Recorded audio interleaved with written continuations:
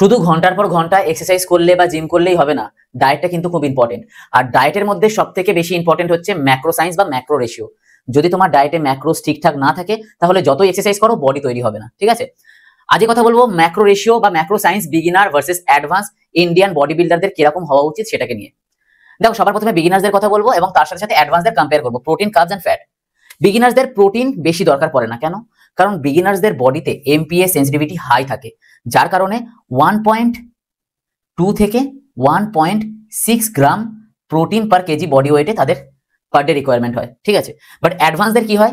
অ্যাডভান্সদের amps লো থাকে, মানে muscle protein synthesis sensitivity অনেকটা লো থাকে এবং বডিতে মাসেল মাস প্রচন্ড বেশি থাকে এবং রিকভারির টাইম বেশি দরকার পড়ে আর মাসেল প্রচন্ড ব্রেকডাউন করে। তো সেই কারণের জন্য প্রোটিন অনেক হাই দরকার হয়, আবার বেশি করে কম্পিটিশনের টাইমে, তো মানে প্রেপ টাইমে আরো বেশি দরকার পড়ে। কত দরকার? নর্মাল টাইমে কত দরকার হয় প্রোটিন?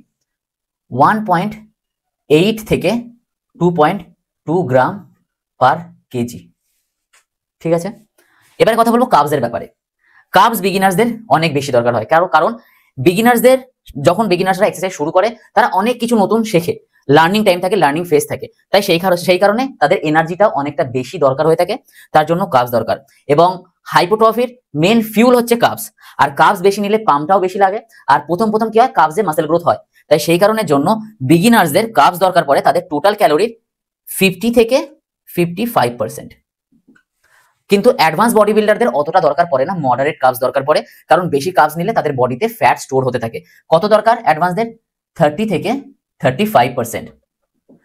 এবারে কথা বলবো ফ্যাট কত দরকার। দেখো, ফ্যাট দুজনেরই সেম, 20 থেকে টোটাল ক্যালোরি 20 থেকে 25%, 20 থেকে 25%। কারণ ফ্যাট যদি কম হয় টেস্টোস্টেরন কম হয়ে যাবে, হরমোনাল ইমব্যালেন্স হবে, ঠিক আছে, জয়েন্ট হেলথ খারাপ হয়ে যাবে, স্ট্রেস থাকবে, ঘুম আসবে না, ঠিক আছে। এই সবগুলো কন্ট্রোল করে কিন্তু ফ্যাট। ভালো মানে টেস্টোস্টেরন বুস্ট করে, ভালো ঘুম আসে, জয়েন্ট ভালো রাখে, আমাদের ব্রেন ফাংশন ইমপ্রুভ করে, ঠিক আছে। তাই ফ্যাটটা দুজনের ক্ষেত্রেই অনেকটা ইম্পর্টেন্ট।